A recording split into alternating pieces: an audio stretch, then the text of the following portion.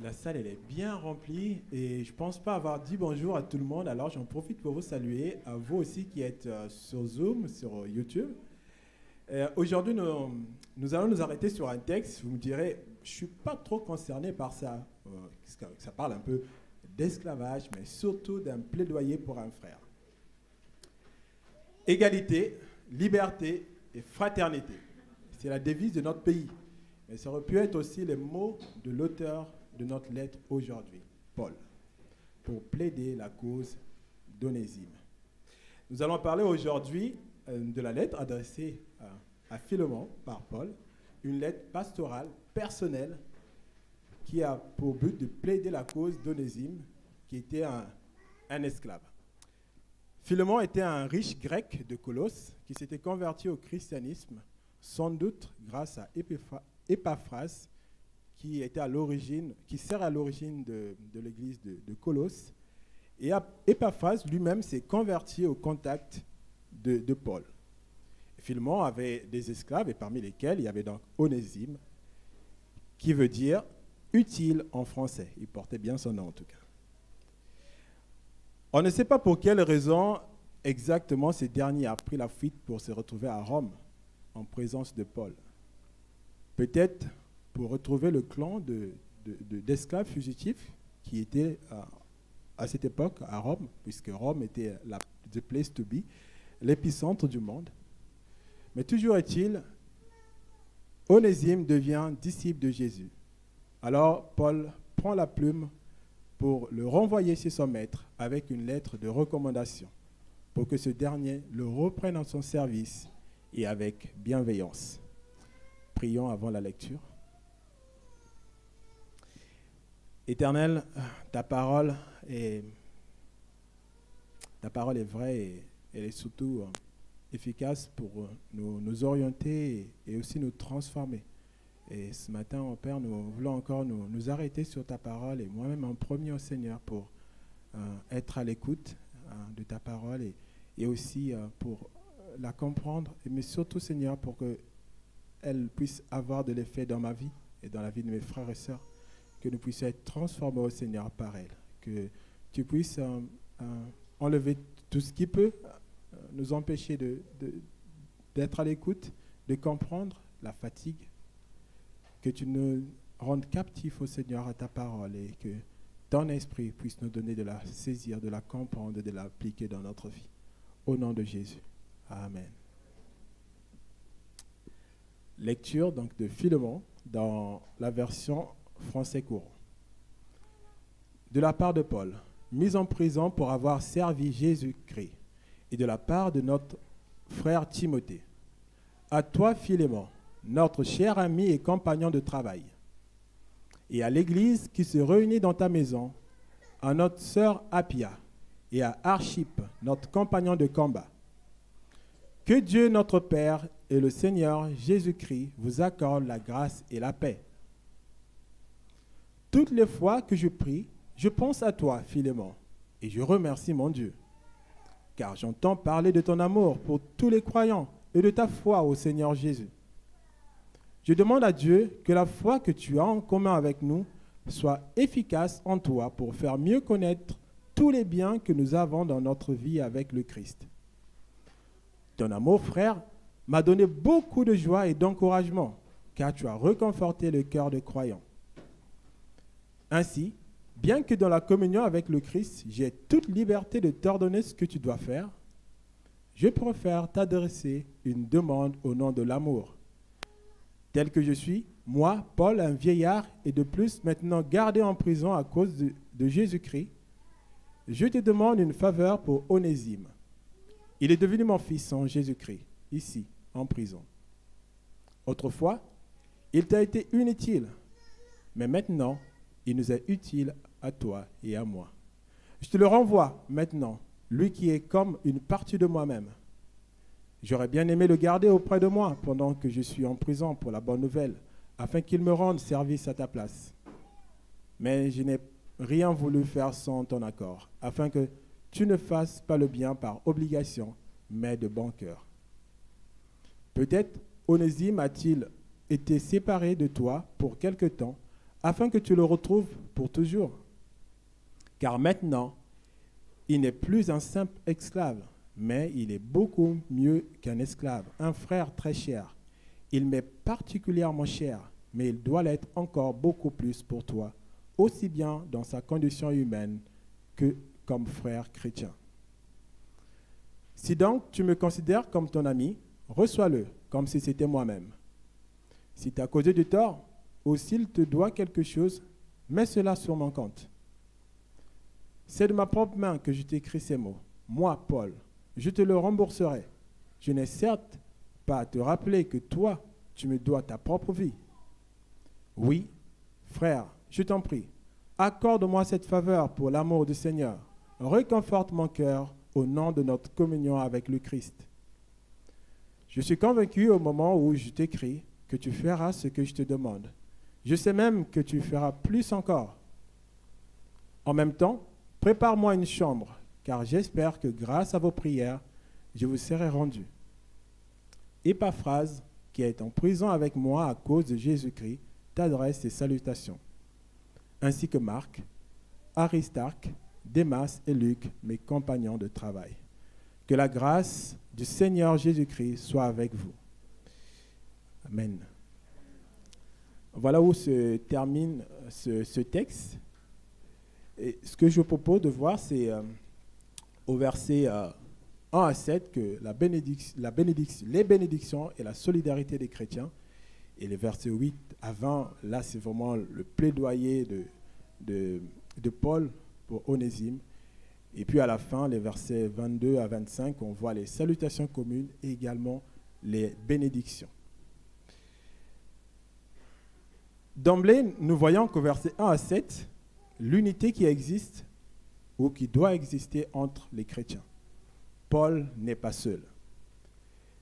Même en prison, il est accompagné de Timothée, qui est aussi cité dans l'introduction de la lettre aux Colossiens.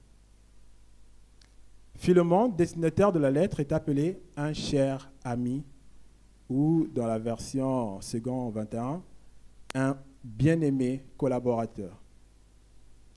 Avec lui sont salués aussi Appia ou Aphia, dans d'autres versions, qui serait sa femme, Archippe, qui serait leur fils, qui est aussi appelé frère de combat par Paul. Et saluer également l'église de Colosse qui se réunit dans la maison de Philémon. Malgré la distance géographique, ils sont tous rassemblés en Christ pour un objectif commun, la propagation de la bonne nouvelle. Et la prière de Paul est que Dieu le Père et le Seigneur Jésus-Christ accordent la grâce et la paix à Philémon et à tous ceux qu'il cite dans leur ministère. La foi n'est pas seulement une affaire personnelle entre Dieu et le chrétien. C'est aussi une affaire communautaire, collective entre les chrétiens. C'est ce qu'on voit déjà. Et la grâce et la paix sont deux choses récurrentes que Paul demande à Dieu pour les destinataires de ses lettres. Lui, le vétéran de la foi, sait combien elles sont importantes. Alors, c'est bien qu'on donne une définition de ce qu'est la grâce et la paix. Quelle conception on peut avoir de la grâce et de la paix? La grâce, c'est tout ce dont nous avons besoin d'obtenir de Dieu pour être capable de faire dans toutes les circonstances de la vie. Elle est vitale, la grâce. Dieu nous dit à tous, ma grâce te suffit. Ma grâce te suffit. Et quand on saisit la grâce de Dieu, on a tout. Il ne nous manque absolument rien. Car Dieu nous a richement bénis de toutes sortes de bénédictions spirituelles. Il y a encore des rappels qu'on a eus très récemment dans Éphésiens 1, le verset 3, 1, où il est écrit « Béni soit le Dieu et Père de notre Seigneur Jésus-Christ, qui nous a bénis de toutes sortes de bénédictions dans les lieux célestes en Christ. » La paix est aussi capitale, et surtout à l'époque de Paul, à l'heure de la naissance de l'Église, de la foi en Jésus qui a bouleversé les traditions bien ancrées bien établi et qui a suscité la persécution, des châtiments corporels, l'exclusion sociale, le rejet des convertis au christianisme. La paix, c'est le calme. C'est la sensation d'intense confiance malgré les circonstances qui peuvent parfois être défavorables. C'est la conviction que Dieu demeure au contrôle de la situation car il est au-dessus de tout. Notre avenir est entre ses précieuses et tendres mains.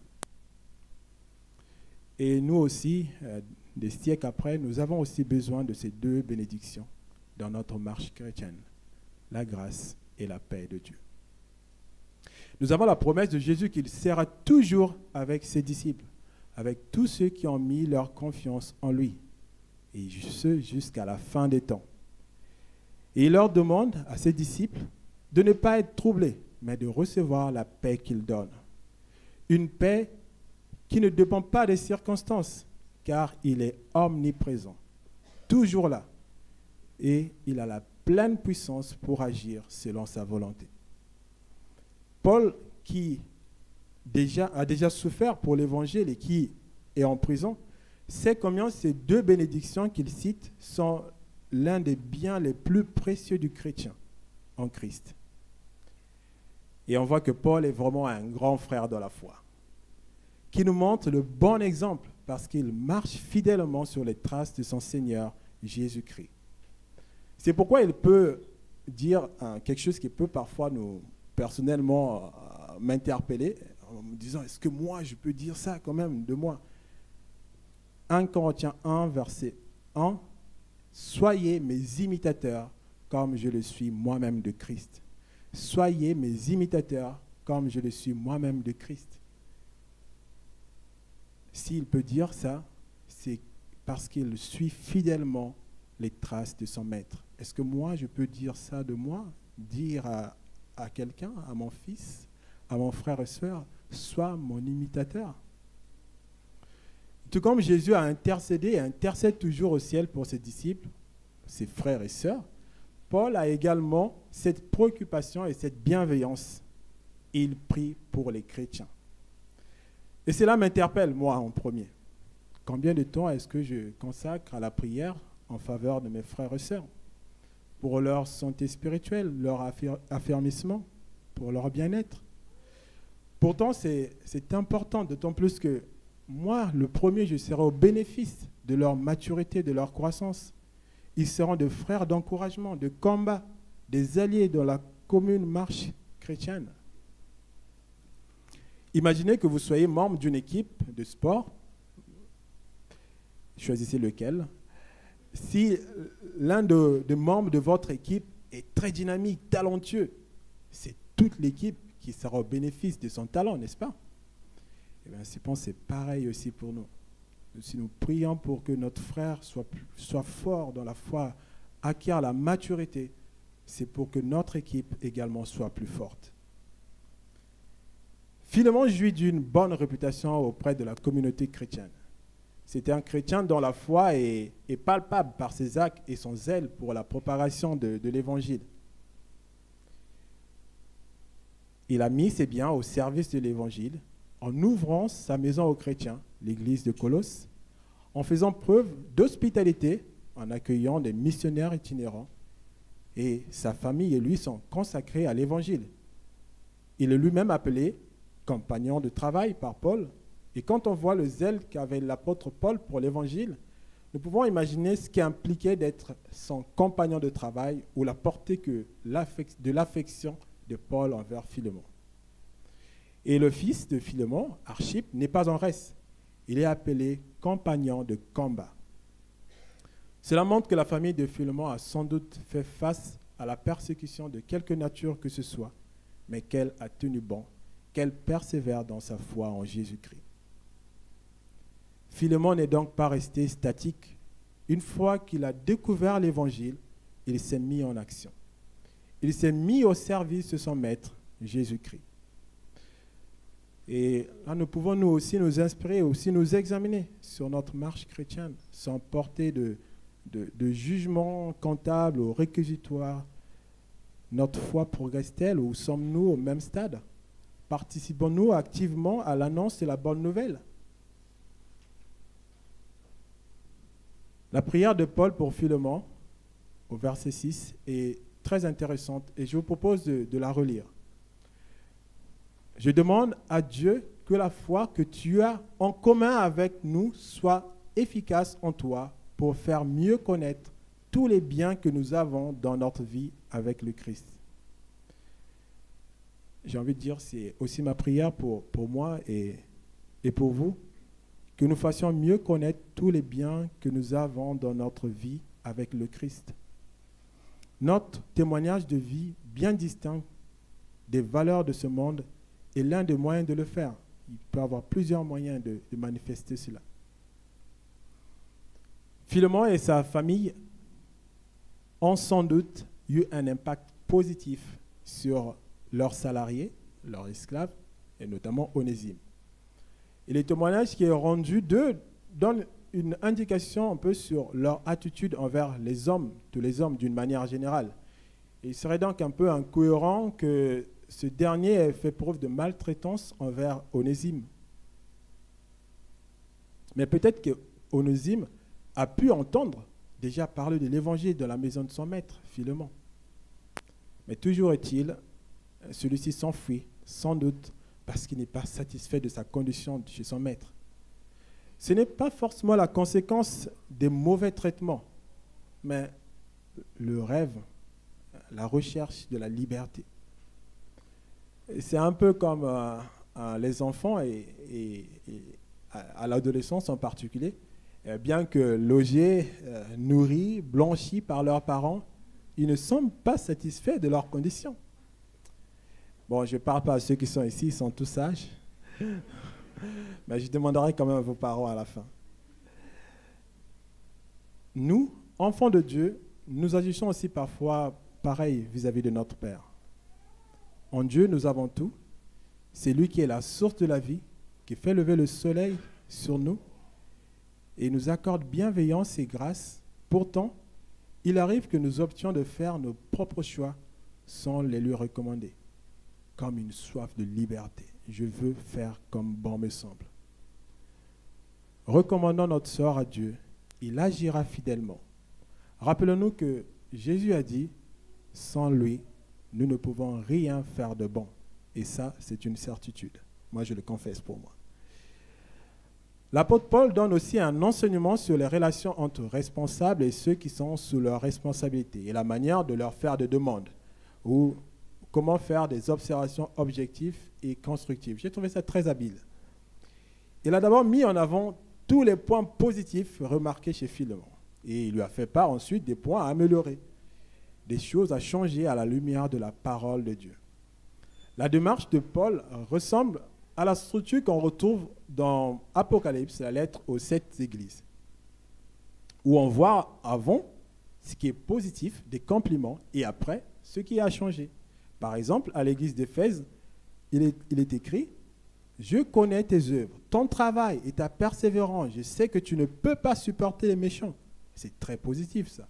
Mais après arrive tout ce qu'il y a à améliorer, à changer dans l'église. Je pense que nous aussi, on peut son esprit dans nos relations. Est-ce que nous savons valoriser le travail de nos frères et sœurs, de nos jeunes, de nos enfants?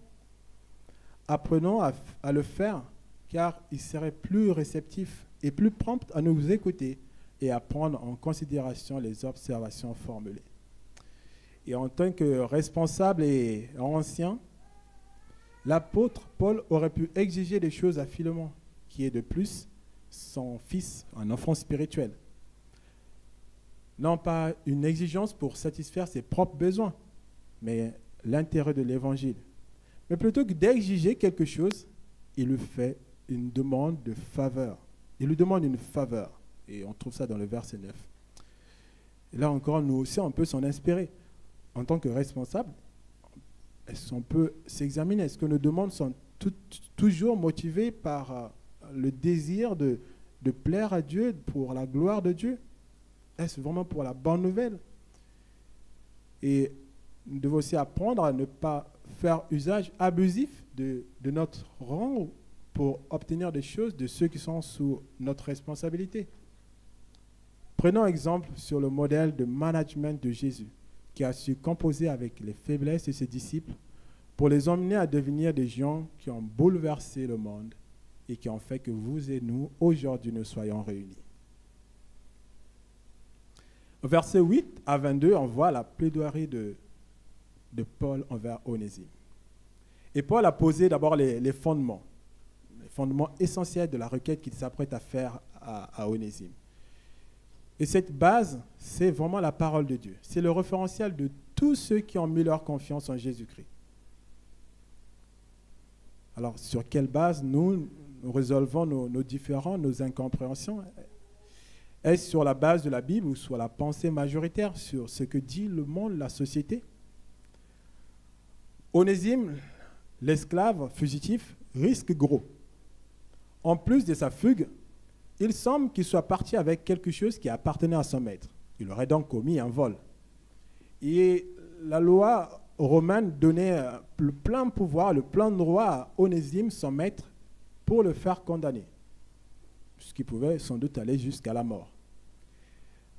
Mais la perception que nous avons, nous, aujourd'hui, de l'esclavage qui a connu son heure sombre avec la traite négrienne n'est sans doute pas comparable à la pratique ancestrale, à ce qui existait du temps de Philémon. Je veux quand même dire un mot là-dessus. La Bible ne cautionne pas et n'interdit pas formellement l'esclavage tel qu'il existait. Mais Dieu a mis un cadre pour éviter les dérives. Parce que des personnes, sans doute pour des raisons financières, se faisaient volontairement esclaves d'un maître et faisaient partie intégrante de la famille de leur maître. Ils pouvaient même hériter de leur maître si celui-ci n'avait pas de descendance. Et les personnes qui se réclament de Jésus peuvent malheureusement commettre des choses qui sont des actes qui sont répréhensibles. Et cela a pu et peut encore choquer aujourd'hui. Et un historien suisse dit ceci, par exemple: alors que la doctrine sociale de l'Église affirme le droit à la vie et à la dignité de toute personne humaine, l'Église a outrageusement violé ses enseignements à travers sa participation au commerce d'esclaves je laisse parce que je ne vais pas y arriver aujourd'hui. Je ne vais pas y arriver, mais vous avez compris. Et cette pratique impériale d'esclavagisme. Mais la volonté de Dieu est connue, elle est clairement exprimée dans la Bible. Tu aimeras ton prochain comme toi-même. Mais là, ce pan sombre de notre histoire, qui est simplement la conséquence du péché finalement, qui est la conséquence du péché, qui a terni le monde parfait que Dieu avait créé, est parfois un obstacle pour que certaines personnes reconnaissent Dieu comme leur créateur et acceptent Jésus comme leur sauveur.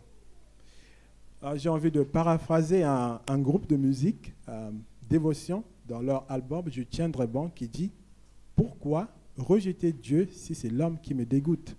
Et c'est vrai, moi j'y crois. Pourquoi rejeter Dieu si c'est l'homme qui me dégoûte? Certes, Jésus a établi ses disciples comme ambassadeurs de son royaume céleste, mais ce sont des personnes comme vous et moi, faillibles, qui ont eux-mêmes besoin de Jésus comme sauveur. Mais si vous voulez connaître vraiment et parfaitement Dieu, découvrir son amour, regardez en la personne de Jésus-Christ et lisez la Bible. Onésime s'est donc peut-être rendu coupable envers son maître, mais il est devenu chrétien. C'est-à-dire qu'il a reconnu le mal qu'il avait fait, qu'il s'en est repenti. Il a accepté Jésus-Christ comme son Seigneur et son Sauveur. C'est la raison pour laquelle Paul adresse cette lettre à Philémon, cette lettre de recommandation. Et la demande faite par Paul est basée sur l'amour. Pas l'amour selon le monde qui consiste à aimer ceux qui nous aiment et à détester ceux que nous n'aimons pas, mais l'amour basé sur la parole de Dieu qui dit « aime ton prochain comme toi-même ». Onésime, en prison, est devenu le fils spirituel de Paul. Et un père a des responsabilités, des responsabilités et des droits envers son enfant. Je pense que la première responsabilité qui est indépendante vraiment de la situation financière, c'est le désir de vouloir le bien de son enfant. Tout bon parent ou tout parent responsable veut naturellement le bien de son enfant. Et Paul, en tant que père, veut aussi le bien d'Onésime et de tous ceux qui ont connu Christ par son ministère. Et en préparant cette prédication, je me suis vraiment posé cette question personnellement. N'avons-nous pas individuellement et collectivement également une responsabilité particulière envers ceux qui ont connu Christ et qui ont été baptisés dans notre Église? Et savoir qu'est-ce qu'ils sont devenus. Je me suis vraiment posé cette question quand j'ai vu comment Paul traitait Onésime et tous ceux qui sont arrivés à Christ par lui. L'affection que porte Paul à Onésime, l'esclave, n'a sans doute pas la portée que ça à notre époque, quand on lit ce texte. Ce n'était sans doute pas habituel qu'un homme libre et qui puisait de renommée comme Paul puisse s'identifier et se rabaisser au niveau d'un esclave. Et les qualificatifs que Paul utilise pleuvent. Il dit, il est mon fils, une partie de moi-même, un frère très cher. Une fois de plus, tout ce que dit Paul est en totale cohérence avec ce qu'il annonce dans ses épîtres et de ce que dit la Bible. Dans Colossiens 3, verset 11, il dit ceci, « Il n'y a plus ni juif, ni non-juif, ni circoncis, ni incirconcis, ni étranger, ni sauvage, ni esclave, ni homme libre, mais Christ est tout en tous. » Oui, en Christ, nous jouissons tous de la même identité et de la même liberté. Et Philémon est appelé donc à adopter l'attitude du Père dans la célèbre parabole du Fils prodigue que vous pourrez trouver dans Luc 15. Un père qui est prompt à accueillir et à pardonner son fils rebelle. Nous sommes aussi appelés au ministère de la réconciliation des hommes entre eux et des hommes avec Dieu. Au verset 16, l'apôtre Paul donne un avantage que Philémon tirera d'accéder à sa demande, celle de pardonner à Onésime. Onésime, devenu chrétien, sera un avantage pour lui, parce qu'il trouve un allié avec qui il peut s'associer dans la marche chrétienne. Il vaut mieux pour lui avoir un frère dans la marche chrétienne plutôt qu'un esclave qui va lui rendre des services juste pour le bien de ce monde. Et savez-vous, Jésus nous appelle aussi frères. Et il n'a pas seulement payé le prix de nos fautes du passé, mais aussi pour celles à venir. Et il intercède et il plaide aussi pour nous. On a là un modèle pour apprendre à pardonner. C'est de faire preuve de réciprocité, de redevabilité. Si nous prenons conscience de notre dette payée par Christ, du prix de notre propre pardon, nous serions sans doute enclins à pardonner à ceux qui nous offensent. Imaginez que Dieu mette sur une balance, alors je vais bien utiliser ma gauche, à ma gauche, le poids de nos fautes contre lui, et à notre droite, les fautes d'une personne contre nous. Je pense que vous serez d'accord avec moi que la balance, elle penchera plus vers la gauche, parce que nous nous rendons plus coupables de fautes envers Dieu qu'une seule personne en commettrait contre nous. Oui, cela doit nous motiver à pardonner, car Dieu nous dit que nous serons jugés de la mesure que nous-mêmes nous jugerons les autres. Si nous voulons que Dieu nous pardonne, alors pardonnons aussi aux autres. Notre obéissance est mise à l'épreuve quand nous devons répondre à Dieu en sacrifiant une partie importante de notre personne, de notre bien. Quand nous devons nous conformer à la parole de Dieu au prix d'un sacrifice, notre ego, notre dignité, Et là, personnellement, je me dis, Jésus-Christ n'a pas hésité un instant à mettre dans sa poche sa dignité pour que moi, je sois sauvé. Et lui qui était roi, il s'est complètement dépouillé. Il est allé jusqu'à la croix. Il n'a pas dit mot. Alors je me dis, et il a perdu cette dignité momentanément parce qu'il l'a retrouvée. Et je me dis que moi aussi je peux le faire.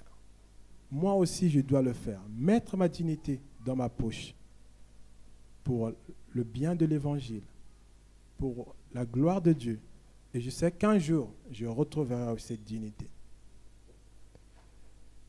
Nous aussi apprenons à perdre momentanément sur terre notre dignité pour nous conformer à la volonté de Dieu. Nous la retrouverons encore plus éclatante dans le royaume des cieux. Il est très simple de dire avec les mots qu'on aime quelqu'un, mais cela doit se vérifier dans les faits. Et dans l'épître de 1 Jean, où il est beaucoup question d'amour, Jean rappelle qu'il est incompatible de dire qu'on aime Dieu, qu'on ne voit pas, et de détester notre frère qu'on voit. Ou encore que celui qui aime Dieu doit aussi aimer ses enfants. Est-ce que cela se vérifie alors dans notre vie de tous les jours? Nous devons travailler en tout cas à cela, à aimer notre frère comme nous-mêmes et comme Dieu l'aime. Je termine juste avec les derniers versets, versets 22 à 24, où il est question encore de salutations communes, où on retrouve de nouveau Paul entouré de ses frères et sœurs qui vivent pour la cause de l'Évangile. Et là encore, c'est un encouragement pour nous, de voir que le chrétien n'est pas appelé à vivre seul, mais il est entouré, même dans l'adversité, d'autres frères qui prient pour lui et qui l'encouragent à tenir bon dans la marche chrétienne. Paul cite Épaphras, qui est lui-même en prison. Il cite Marc, il cite Aristarque, il cite Démas, il cite Luc.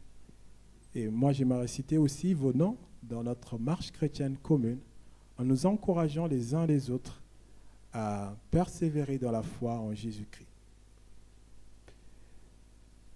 En conclusion, ce texte nous parle vraiment de la réconciliation et des personnes dont la vie a été transformée au contact de l'Évangile.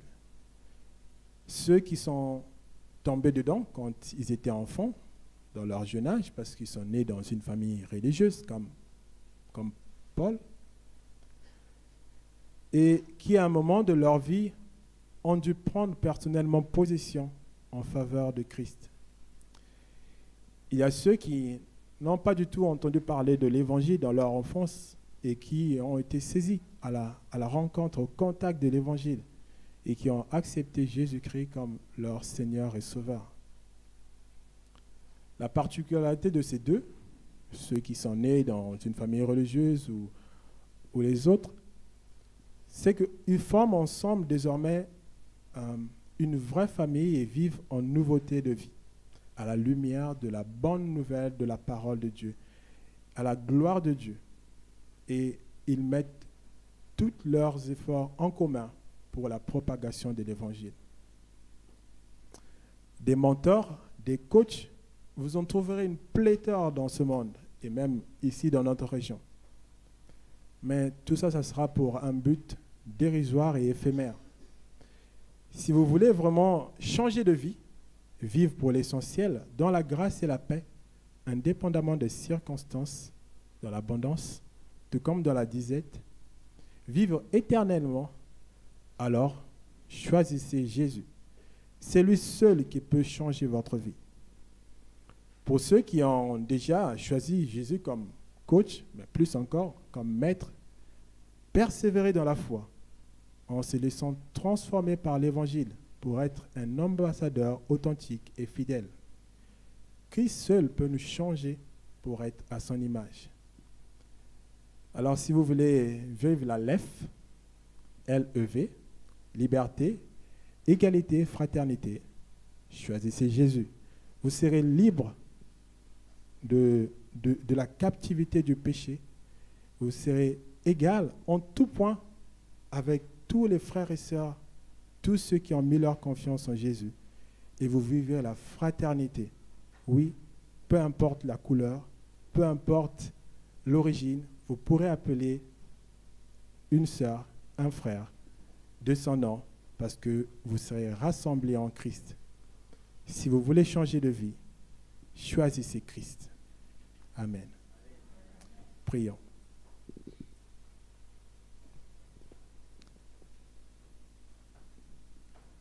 Seigneur, toute ta parole, tu dis, nous a été laissée pour nous instruire, mais aussi parfois pour corriger.